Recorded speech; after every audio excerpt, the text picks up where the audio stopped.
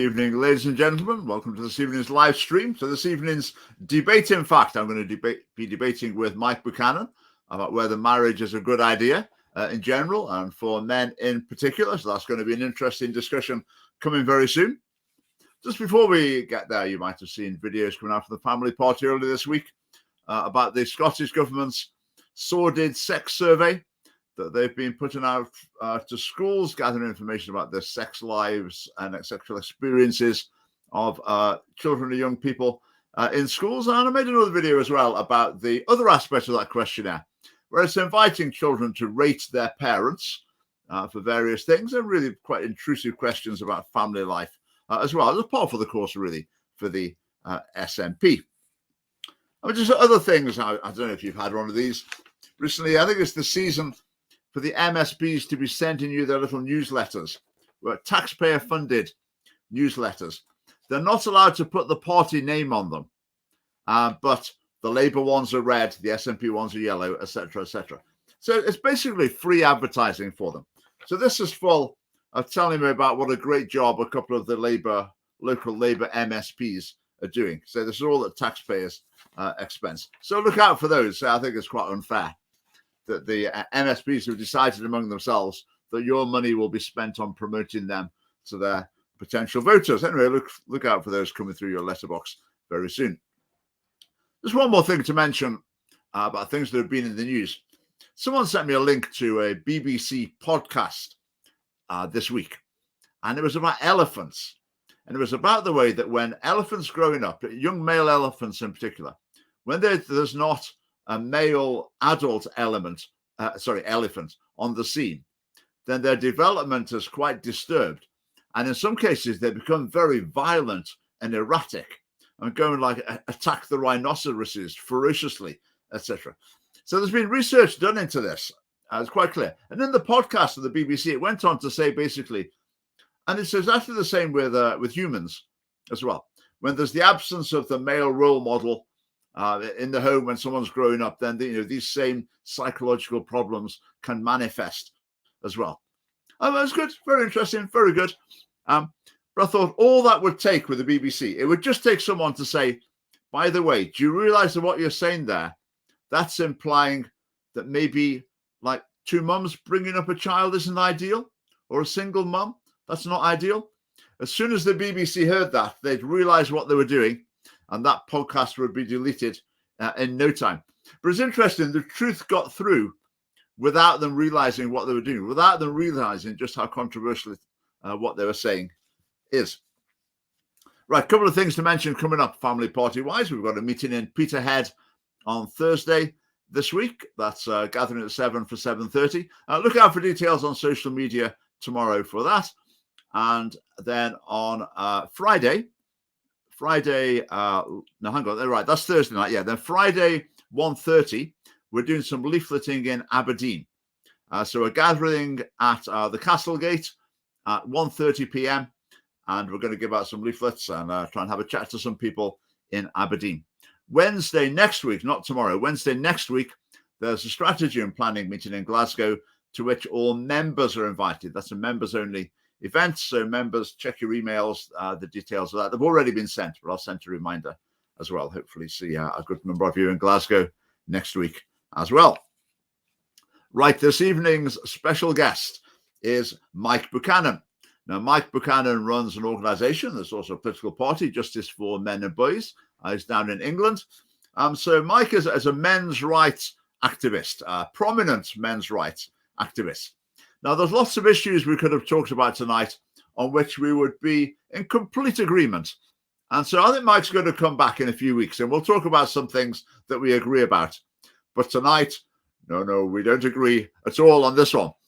Mike thinks that basically people shouldn't get married, men in particular. He's got reasons why getting married is a bad idea for men. And obviously, from the Scottish Family Party perspective, we think completely the opposite. So this is going to be a very interesting debate. I can see lots of comments coming in. Okay, so welcome everyone. I can see the regulars. I can see some other people as well. There's some new people. So do chip in with comments. We'll try and reference those as we're going along. So first of all, I will welcome Mike. Mike, thanks for joining us tonight. It's a great pleasure, Richard. Thank you for inviting me. And especially for talking about one of my favourite subjects. No. Yes, I mean, Mike has actually written a book on this topic. The Marriage Delusion, Fraud of the Rings is the subtitle. So it's covered a lot of those things in the book. So what I'm going to do, I'm going to invite Mike to kick off, to make the bare bones of his case against marriage. Then I will sit here scribbling away, making notes, and then I'll come back, and then we'll have a backwards and forwards through the time together. So Mike, take us away. Tell us about Thank you very much, Richard. Case. I asked you just before we came on if you'd ever made a parachute jump, and you said, like I suppose the overwhelming majority of people, that you hadn't. Well, imagine, Richard, that you're about to take your first parachute jump, perhaps to raise funds for the SFP, and you're 7,000 feet in the air. There's a line of three or four men, and they're about to jump. When it comes to when someone comes along and basically explains to you that the pilot has just had notice that 50% of there's a quality issue and 50% of the parachutes will not open. So anyone who jumps has a 50% chance of falling to a certain death. Now, the man at the front of the queue, after hearing this, says, "Okay, great, or acceptable," and he jumps. Now, would you think that man was crazy, irrational, both? In my view, and in the view of most MRAs, I think, that man is every man in the UK, and in fact, most of the Western world, who marries today. Marriage is not a contract anymore and has not been for a very long time. A contract doesn't exist when one of the parties can unilaterally withdraw from it. And it's no accident that 3/4 of divorces are filed for by women, because of hypergamy, where women always like to marry up if they can. A lot of women are financially advantaged through divorce. The state basically incentivizes women to divorce. And I'd like to come on to 3 paragraphs about family courts from a book by one of my party's advisors. So I'm sorry it didn't come across very well here. But the advisor is Stephen Baskerville, an American politics professor. It's titled A Gentleman's Guide to Manners, Sex and Ruling the World, and it was published last year. I'd just like to read out, as I say, Richard, 3 paragraphs, which I think I've never seen family courts described so well. This is page 175. You must further understand that the divorce courts are not unfair or inefficient, and the judges are not biased or stupid or in need of education. They know precisely what they're doing, and they do it with ruthless efficiency. They may mouth feminist cliches one moment and then turn around and profess pieties about traditional motherhood the next. But these simply rationalizes what really drives them, which is money and power. The courts are run by venal judges, lawyers, and civil servants who are all united in one objective: to take control over your children and use them as leverage to loot and criminalize you. The first principle and first action of divorce court is to separate children as much as possible. This is not cynicism. It is simply the way that the system operates. Nothing is served by directing anger against the judge or lawyers. They too are effectively prisoners of the system, albeit well-paid ones. Any judge or lawyer who tries to administer honest justice will himself be punished. This is why they cannot be persuaded by logic or morality. If the courts do not seize control over your children, they have no reason to exist. And the huge entourage of functionaries they employ would have no work, and never waste your time, money, or sanity trying to obtain justice from the courts. You will fail. Okay, so is that the heart of your case, that you recommend men shouldn't get married because the risk of what you'd say is an unfair divorce settlement is too high? It's not. Well, the settlement, I mean, there's the being deprived, denied access to your children. I mean, I know men who've spent upwards of £500,000 Richard, if their children have failed. The male suicide rate is already 3.5 times the female suicide rate in the UK. Following divorce, it triples. The female divorce rate doesn't increase. This is denying a father access to his children is child abuse. It's abuse of the child's father, because in 90% of cases it will be the father. The child's grandparents, great grandparents, uncles, aunts, cousins, and friends. It is such an outrageous system that as an MRA we have to tell men, you would be insane to sign this non-contract. Okay, I'll come back on a few of those things. Now let's go back to the parachuting analogy for a start. There's three things that are very important differences that make that analogy unhelpful, I would suggest. For a start, it's a risk of death. So I think that's over dramatizing the situation. Richard, I'm sorry. I know what you're going to say. You're going to say about people committing suicide, but with that, it was a 50% chance of death. So that's obviously. Yes, I'm sorry, Richard. Sorry. You broke up then. But I refer you back to the fact that the male suicide rate triples. So there are a lot of deaths that result from divorce. Yeah, in your parachute analogy, though, half of the people end up dead. I think another problem with the parachute analogy is it's a randomized situation. So you're putting the parachute on and jumping out of the plane, and you have no control at all over the process. So it is just like rolling the dice. Whereas with a marriage, choosing a marriage partner and working to make a marriage work isn't a random process like that. The other problem with the analogy is it was raising money for the Scottish Family Party, which is obviously a very noble cause indeed. But compared to forming a lifelong partnership and forming a family, that's quite a trivial thing. What do you think about those with your analogy? No, interesting points. But I mean, the point of the metaphor, Richard, is about the advisability of jumping. Mm-hmm. They are taking a considerable risk, and they are also assuming that the woman that they are marrying is doing so in good faith, not with an eye to their fortune. Right. Well, I'll come to that in a minute. Going back to the court, I think what you were saying about the judges. I mean, the judges, they get paid for doing their job. They don't get a bonus for doing their job badly. So I agree that there are very serious problems in family courts, and I think a lot of men do get a raw deal, and there's various reasons for that. So I agree on that point. I think the quotation you read was too cynical. It was also almost a bit conspiracy-ish, that these people who are deliberately out to do it, that they're gaining something from the process. I just think there's biases and problems in the system. But my big point is, if you're saying to people, therefore, don't get married, just to suggest that they don't set up home and start a family, or people should cohabit, or just leave women alone completely. Well, there's a spectrum there, isn't there? But the question, the question comes down to one of human rights. Are we really saying that men should take those risks? And as a men's rights activist, the best way not to lose the game is not to play the game. I would much rather, Richard, that the courts were not. I mean, the purpose of the courts is to separate children from fathers. I mean, Professor Baskerville, could not have been clearer. I mean, every men's rights activist I know, and pretty well every divorced man I know, is very clear that it's not that the family court system is broken, Richard. The whole intention is to separate fathers and children so as to loot and criminalize fathers.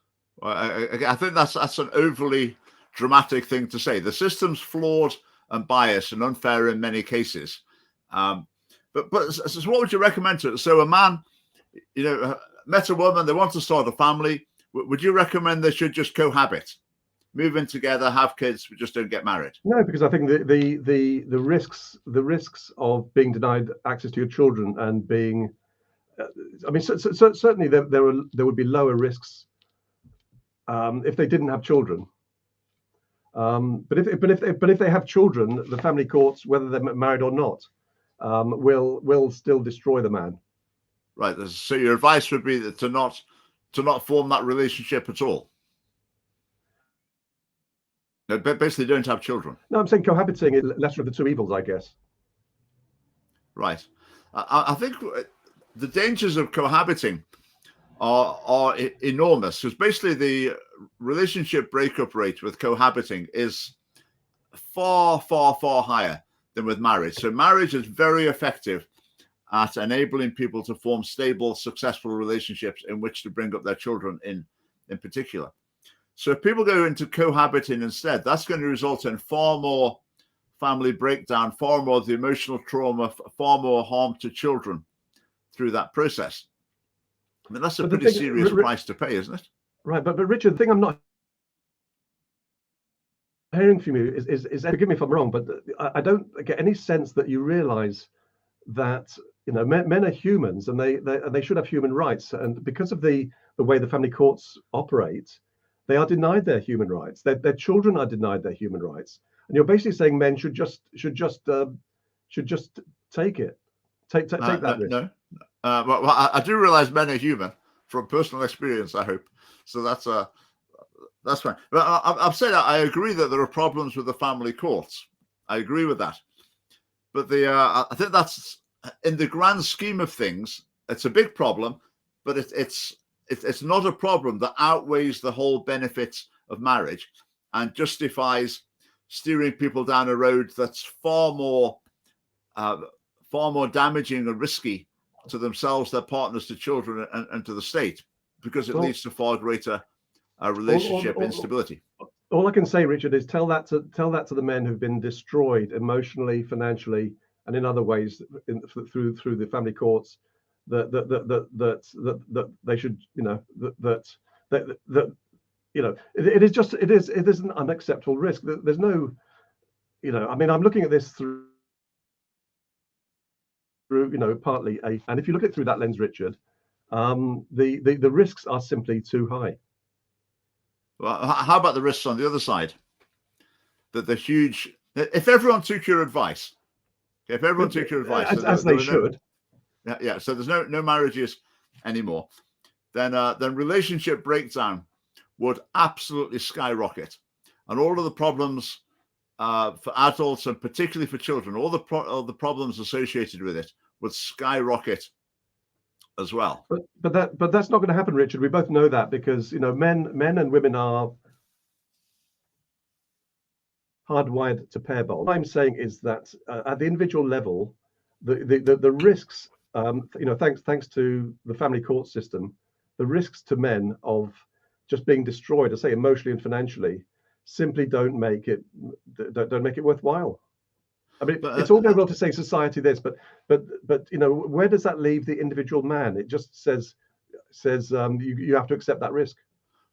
Sorry, Richard. Can I come on to another issue? That is, and it's something that relaunching, as you know, possibly in April, as the Children and Families Party, and in a number of areas we're sort of leaning towards the principle that prevention is better than cure. And what I'm thinking of here with regards to marriage is that I think the state should offer something, and I'm not somebody who thinks that the state should do more generally, but a lot less. But I think it's quite. I was very impressed when I was by a book written in 2000 by an American called Jeffrey Larson. It's entitled "Should We Stay Together?" And I think one of the keys to reducing the number of divorces and the number of children with single parents is reducing the number of marriages between people who are individually or jointly unsuited to the institution. And it was only in writing my book that it dawned on me, after reading many books, that the chance of my second marriage in particular being a happy and a successful one were close to zero. Love is Blind. There's a very good book called Lovesick by the psychologist Frank Tallis, in which he explains that romantic love is basically a mental illness required to get people to men in particular to pair bond and have children.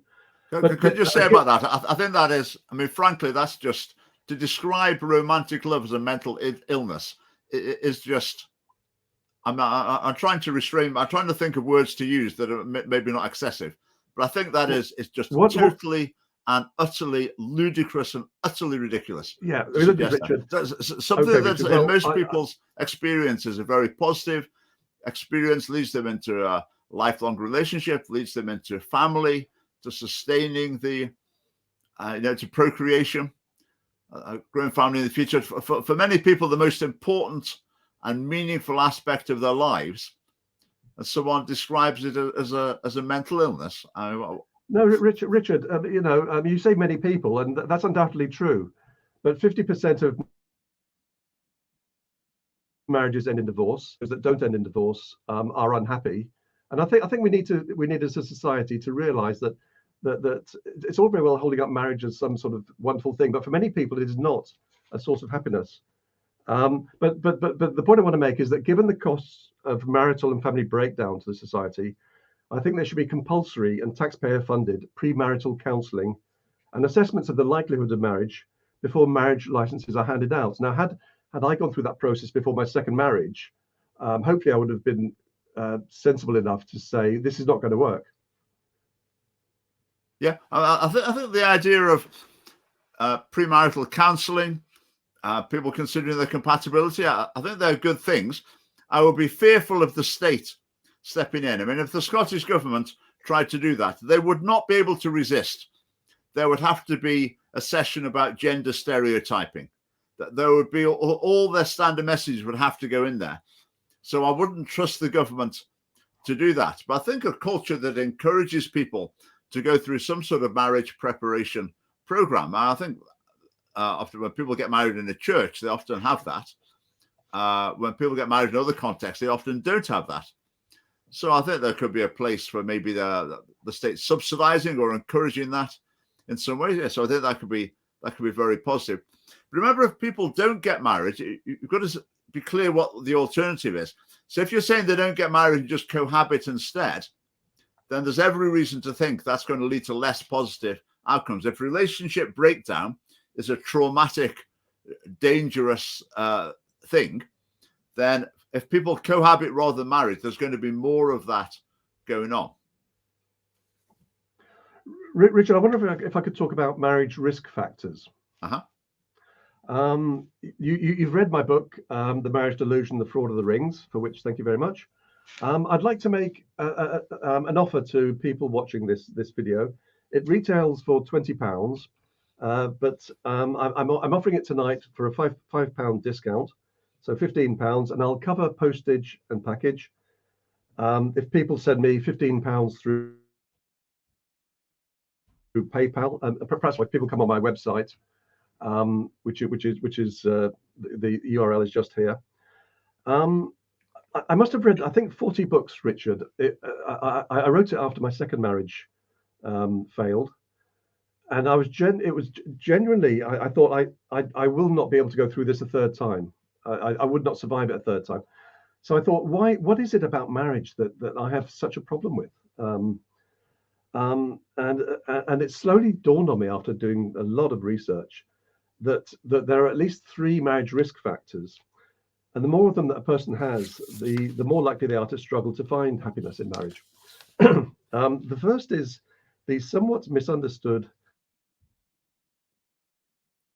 personality trait which is a personality trait of a little more than 50% of men and a little less than 50% of women. Now, I'm a pretty extreme introvert and very happy to be, actually. But one of the consequences, I believe, was that marriage was always going to be challenging to me. The second marriage risk factor is not sharing a religious faith with a spouse. I'm not religious, but it seems to be obvious that jointly believing a divine being wishes the marriage to last must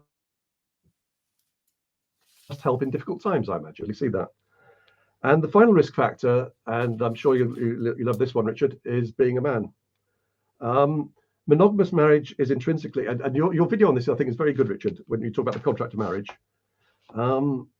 Monogamous marriage is intrinsically a less attractive prospect for men than women, which may explain something that we see all the time, that why women's female friends get very excited when the women tell them they're engaged. whereas the men's male friends commiserate with the engaged man, which Right. I've never experienced that. I would say in the circles I've been in, it's completely the opposite. Completely the opposite. We move in different circles, Richard. People rejoice in different circles at an engagement. Okay. Just reply to. Can I reply to some of those? Of course, Richard. I think the introversion issue.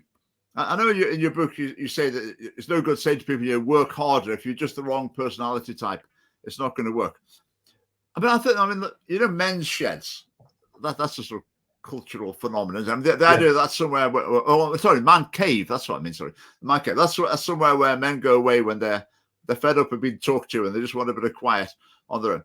So I think when you've got different personalities like that, then couples can work out arrangements, habits, whatever, that are going to accommodate different personality types. So I believe with goodwill on both sides, then that can be worked out. It might not be easy, but it can be worked out. In terms of the strong religious conviction, I think religious conviction will often take marriage into the moral realm. So if you've got people who believe it would be the wrong thing to do to divorce, okay, it might be necessary in some situation, but each as an individual is thinking they've got to do everything they can to make things work. Then obviously like you were saying, that's going to help to make the marriage more resilient. But in terms of being male, that's very interesting, because I absolutely agree with you, because I think marriage is basically designed to get men to behave the way that women want them to and need them to. So which I think is absolutely fine. In the longer term, it's also what's best for men as well. But men often don't realize that so much. So it is designed. So the restrictions of marriage do tend to be felt more severely by men. But I still think it's noble, it's admirable of men if they do accept those, if they do live by the principles of marriage, despite the temptations they might experience at some points not to. Maybe as a men's rights activist, the fact that marriage, I would say its purpose fundamentally is to get men to behave the way that women want them to. Do you think there's a problem with that, or are you happy with that? No, I think you've put your finger on one of the problems. Why is it a problem? Why is that a problem? Can I just go back to the point? Well, because I don't think that men should be subjects, not in the natural order of things, and I think it leads to utter misery, as we see from the growth of feminism. But I'd like to go back to the point you were making about if both parties act in good faith. I think that's a really, really interesting point, and I've lost count of the number of divorced men who told me that their partner would not work in good faith to save the marriage, and in many cases the result was their ex-wives filing for divorce and ending up with a house, the kids, the Medio flats. There was no, the assumption there's always going to be goodwill on both sides. I think is a fairly optimistic one, Richard. Yeah, I think that's the ideal. You've got to select partners wisely. But the failure is not with the institution of marriage. The failure is potentially with one of the partners who either wasn't sincere when they went into the marriage, or more likely has got the wrong attitude within the marriage. They've got the attitude that, oh, well, see how it goes. If it doesn't suit me, I'm going to leave. We'll get divorced and I'll go and start a new life somewhere. Whereas, so basically the problem isn't that the culture of marriage is too strong. The problem is the culture of marriage is too weak, that leads people to think it's acceptable to think like that, there is the option that you can just give up and walk away if it's not quite suiting you, or if there looks like a better option, or you fancy a different life. Richard, that's a problem in people not upholding the principles of marriage. To my mind, a far bigger problem is the incentivization by the state and the judiciary of women to torpedo their marriages. Yeah, I would say it's quite rare that women cynically get divorced for financial gain. I think often divorce proceedings get bitter, and then there's various issues with the court. Then it does end up confrontational, and I think in a lot of cases then men are treated unfairly. I agree with that. But that's if we park to one side, Richard, the issue of needing to provide for and give accommodation to children. Let's talk about marriages where there are no children. Why, in the name of heaven, should assets be split evenly when the man that's probably, on average, would have paid for 3/4 of the joint assets? Why should he not then get 3/4 of the assets that he's paid Right, for? we could talk about that. I mean, your proposals in your book about this, about the rules that would help fair division of wealth on divorce. I think some of those sounded sensible. I think there might be something helpful in the fact that people don't quite know how a divorce would work out. If there were set rules, then you might find people would be a bit more calculating and think, yeah, I'm going to get divorced. I know what's going to happen. That looks good enough for me. I'm going to do it. So the fact that it is a bit fluid might have its positive sides as well.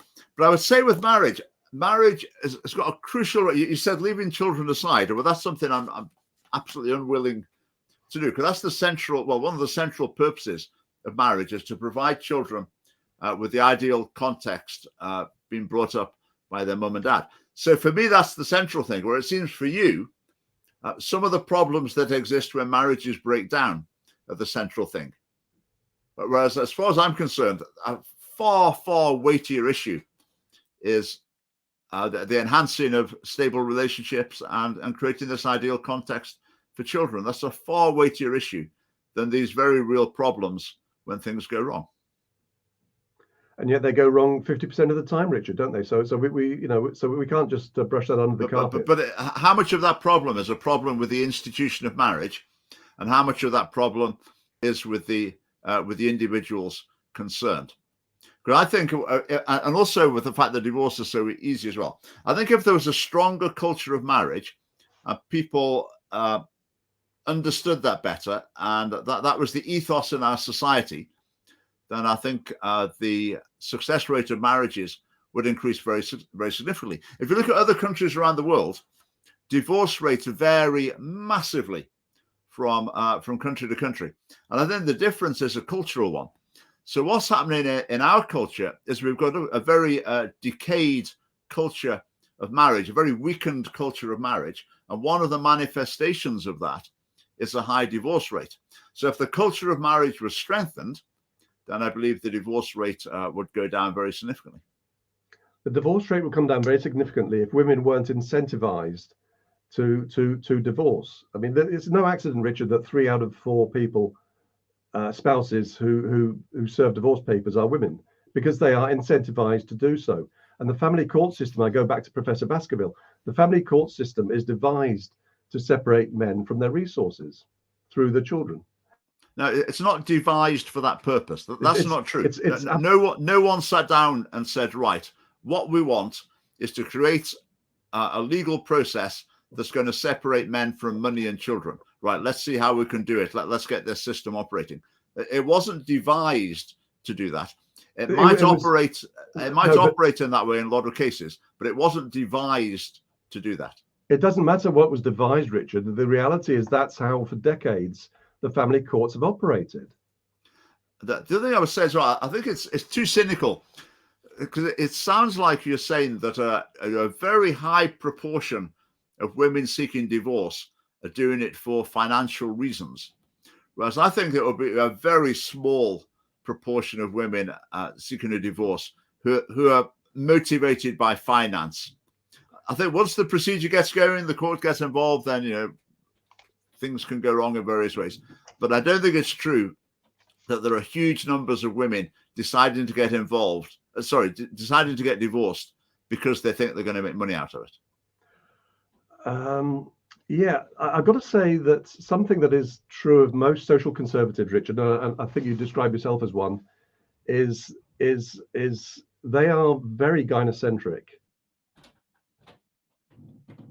very chivalrous, do not have a realistic view of women's intentions and motivations, and it just will not hold women accountable in the way that women should be held accountable. And we see it. For example, you and I are pro-lifers. 10 million unborn children have been killed in the UK, as you know, over the last 50 or so, 45 years. Mm-hmm. Nowhere is someone saying no. Sorry, let me take another area, Richard, which is probably better for this.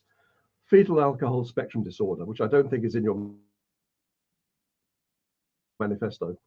1 in 6 unborn children are affected by it.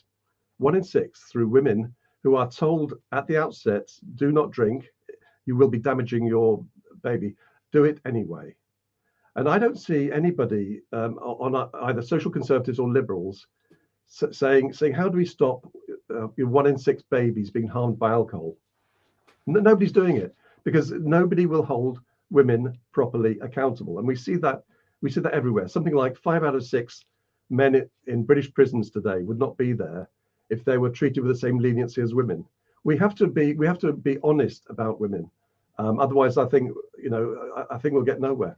And marriage is just one area. In terms of marriages, I think I wouldn't want to make a gender distinction. I think some men go into marriage or act within marriages in a very selfish way or destructive way to the relationship, and some women do as well. I think that's just human nature. Well, can I just go back to hypergamy, Richard? This absolutely deep-seated desire of women to marry up. As women have got more and more money from employment, they have actually become more hypergamous. Which means that, I mean, working class men today have a very poor prospect of ever marrying, because working class women can either marry up or be funded by taxpayers. Yeah. So basically, these women are being supported by the taxes of men that they wouldn't touch with barge poles as partners, and that's a problem. I think there is a wider problem. Yeah, that men's income is a strong predictor of marriage rates. Basically, like the average male wage correlates strongly with marriage rates. And I think the effect that you're saying, where women in general do tend to seek higher earning or wealthier partners, that's certainly true. Again, that's not something I particularly have a problem with. I don't think male-female relationships should be entirely symmetrical, and I think the fact that women in general seem to seek a man who's going to be able to provide, some sort of standard of living, I think that's perfectly reasonable. That's fine. And as you say, changes in society have resulted in creating a situation where the marriages are less likely to happen for the reasons you say. But how does that relate to marriage? Is that part of an argument against marriage, or was that just a? Well, I think women having more money has led to a high proportion of women has led to a high proportion of men not being in the marriage market. And which if you're pro-marriage, I mean, I don't know how you would address that problem. I mean, surely it would trouble you that more and more men are simply not marriageable. Yes, I think that it is an issue. I mean, for example, if you look at the people on the other side, very much of the spectrum, their concern is the gender pay gap. So what they want is for women to be paid more and basically men to be paid less, even though in actual fact, the consequence of that will be less relationships forming, less marriages taking place. So I think that's a very genuine issue. Yeah. It's not an argument against marriage, though, is it? It's not on our topic tonight. Sorry, Richard, can we very quickly touch on the gender pay gap? The gender pay gap can we stick on marriage? Okay. Issues. Are there any other? Can I just go back to what you were saying about men and the natural order? When I was saying about men in particular being restrained by the conditions of marriage, sexually constrained to be committed in an exclusive relationship, and were you saying that that's against the natural order? It's against men's biology. I'm not saying that men shouldn't. For me, it's not a reason not to marry. I mean, there's plenty of other reasons, but I think I don't think women. It's an interesting thing, Richard. What, 40 or 50 years, I guess. All the things that the feminists were campaigning for, they've got them all. Women are today less happy than they've ever been. They've got all these things, but they're not happy, which kind of suggests that what feminists want for women is not what women want for women. Yeah, I think that's definitely true. I mean, statistics about women's happiness have been declining since the 1950s. And also, as you say, small percentages of women describe themselves as feminists. So it is bizarre that the feminists who dominate politics and the media and education think they're representing women, but they often aren't. Yeah, I absolutely agree. I don't think they care a damn, Richard. I mean, another mistake feminists make is feminists think that marriage is sort of patriarchal and bad for women, whereas they're completely wrong. Marriage is, as I say, it's really designed to get men to behave the way that the women want and need them to. So the fact that feminists are anti-marriage, I think, is very, very bizarre. Well, I think it's a long time since I've heard feminists say that. I mean, Jenny Murray famously said that marriage was prostitution, and then got married, ironically. You certainly get it in the Scottish Parliament. But you really don't hear feminists today, Richard, talking about marriage being prostitution. Or very few of them will, because they know how much financial enrichment women get from it. No, there's still a strong anti-marriage feeling among feminists. In the Scottish Parliament, they are in the process of introducing civil partnerships for heterosexual couples. And in the debate for that, the reasons for that was because marriage is patriarchal and sexist and this, that, and the other. So there's lots of people that don't want to have anything to do with it. So we need a sort of bland other version for people who don't like marriage because it's those things. No, I have to say, so Richard, it is a strong force. I'm hoping, Richard, I think we're going to have another session on feminism, which I'm very much looking forward to. But men's rights activist for over 10 years now, and every feminist narrative that I know of is one or more of the five following things: a baseless conspiracy theory, for example, patriarchy; a fantasy, a lie, a delusion, or a myth. There is not a single narrative, and I include the gender pay gap just very quickly in that actually bears examination. Mm-hmm. Yeah, well, we will have that chat another day. So let's think about marriage from my point of view. So you can reply to my argument in favor of marriage. My point is that human nature being what it is, men and women want to form a relationship. They want to have children. They want to basically they want to live together, enter into domestic arrangements. So that's not going to change. That's just hardwired in.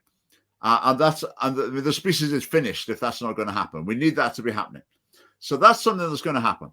So the question is, how is it going to happen? How is that going to be structured and regulated? Now, the evidence is that if that's left as a free-for-all, then things don't work out well at all, particularly for children, especially for children.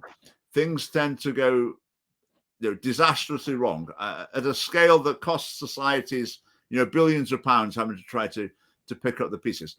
So bearing in mind that as human nature, that people are going to enter into this type of relationship, then if there's a structure that could be put around that, if there could be a cultural institution that people regard as the best way to enter into this type of relationship, and if that cultural institution leads to better outcomes for those relationships, then I think that's something that obviously should be encouraged. But you talk about divorce rates.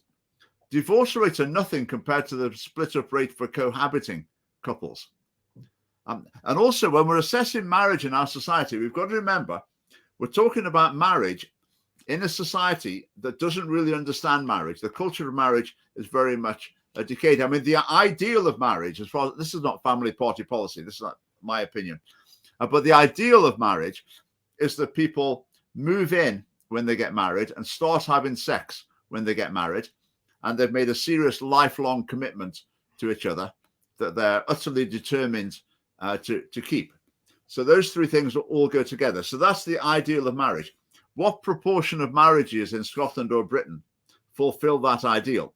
I would suggest it's probably about under 5%, I would say. So a lot of people who do get married, they don't make a big decision to get married. They slide into marriage. They cohabit. Oh, we've got a kid on the way. Shall we keep it? Oh, yeah, I suppose we should. Yeah, let's keep the kid. Shall we get married?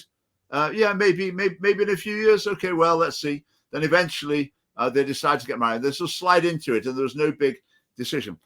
And the reason marriage like that doesn't work is because with marriage, it ties together the three things: sex, commitment, and domesticity. So if someone's mind, those three things are part of a package, they go together. That's the deal with marriage.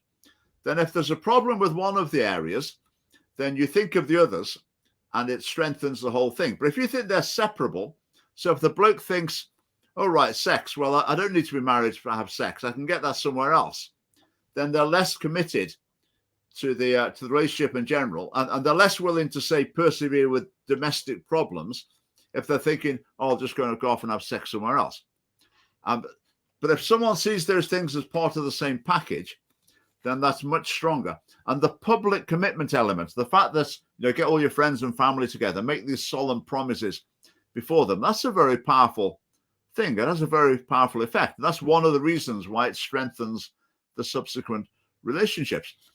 So these types of relationships are going to happen. And all the evidence is that marriage, especially the ideal of marriage as I described it, tends to produce the best results from it. And it's not the best results in some trivial sort of side aspect of life. Produces the best results in what for most people is the most important central theme of their lives. Well, I wouldn't disagree with that, Richard, but you're saying, I think, tell me if I get this wrong, if I got this wrong, that you think only 5% fit that ideal. Well, it kind of suggests there's either something wrong with 95% of the population, or it's an ideal that today, at least, people cannot live up to. I wouldn't say that people can't live up to it. It's just that the culture isn't even sharing with people what the expectation should be. It isn't even there in the culture for most people. You talk in your book about like close-knit religious communities. I would say within some church communities, that is the culture.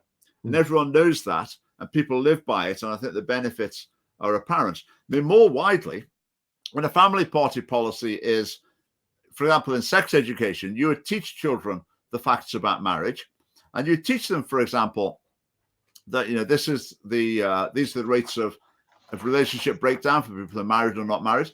These are the rates of relationship breakdown for people who have sex before they're married and people who wait until they're married. These are the rates of relationship breakdown for people who have however many sexual partners before marriage, just so young people can see the facts and see that just to help them to make their own decisions. In a sense, you don't need to moralize. You can just present the facts, and they're so stark that it really would make people think, oh, hang on a minute, if I really want things to work out in this area of my life, maybe these are the choices I ought to make. I think that's the idea. I think at some points in history, that culture has been, that's just been through society. No one was having to enforce it particularly. That was just the general understanding of marriage and sexual relationships in society. Whereas that's decayed and decayed and decayed. Whereas to a lot of people now, that they just think a wedding is a nice romantic day to have. It's a special party with your friends. I agree, Richard. No, but I mean, you clearly have an Everest to climb here, to put it mildly. But I'd like to. I mean, my suspicion is that most couples devote far more time and attention to the wedding day than the 50 or 70 years. I mean, how much time does a couple, let's say in their mid-20s, give to the fact they might be together for half a century? I mean, I don't suppose it even occurs to them. Yeah. I used to be someone who thought, oh, all the effort and fuss that goes into wedding days, what a waste of money, what a waste of time. I tend not to think that now. I tend to think the bigger an event that is, and the more effort that goes into it, what that communicates, particularly to the couple getting married, is that everyone involved in this thinks this is a really big deal, and we're not expecting to have to do it again. This is it. That this is a massive right. But that doesn't exactly work, does it, Richard? I mean, I'd make it compulsory for weddings to take place at the fresh fish counter of the local supermarket. Quite frankly, take all the bloody stuff out of it. Have it cost virtually nothing, and then so stop incentivizing people.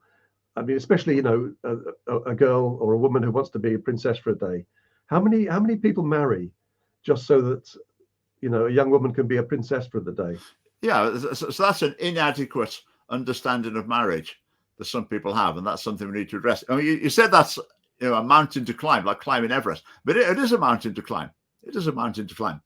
But on the other hand, in terms of politics, if you're looking to solve problems within our society, it's a mountain that has to be climbed, because so many problems, this is what's fundamentally at the root of them, is family breakdown or family dysfunction. So if you're serious about politics and wanted to make an improvement in society, then it's a mountain you've got to try and climb, no matter how difficult it is. I'd just like to come on, Richard, to a lot of women who are affected by what some MRAs call the marriage strike. So men will look at marriage, especially men with money, who tend to be the focus of women who want to get married, and say, no, absolutely no way am I doing that. The risks are awful. And the way, so there's plenty of women who would marry, but they cannot find partners.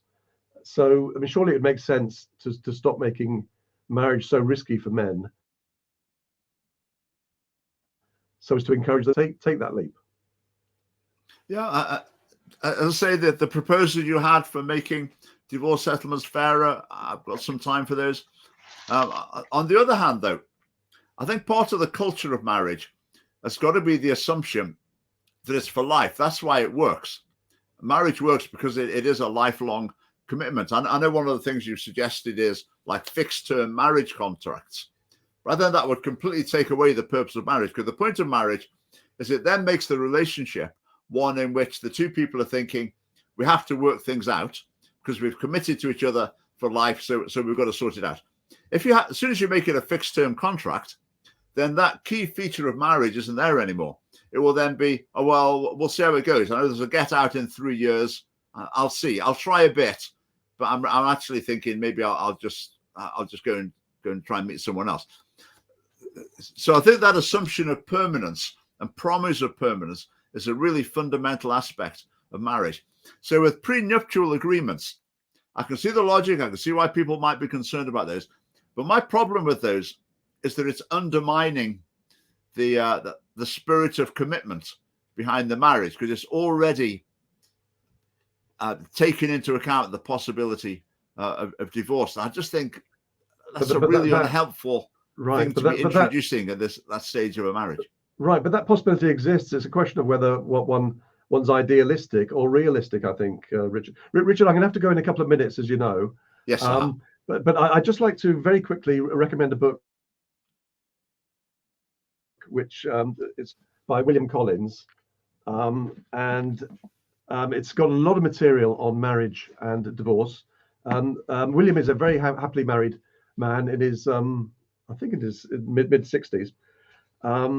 The book is 675 pages long. It's quite a heavy thing, and it's about £24 on Amazon for the paperback. But the ebook, which I very strongly recommend people get, is only about £4. And of course, and you can read ebooks. You don't need an ebook reader. You can read it on your computer, phone, tablet, you name it. And but as a book with lots of statistics around marriage, divorce, the family courts, I don't think it's. I don't know another book which is so full of information. Okay. Well, thanks very much for doing this, Mike. I know you need to go. It's just 5:02. People watching, don't go yet. We've got 5 minutes left. I'll have a look at some of the comments.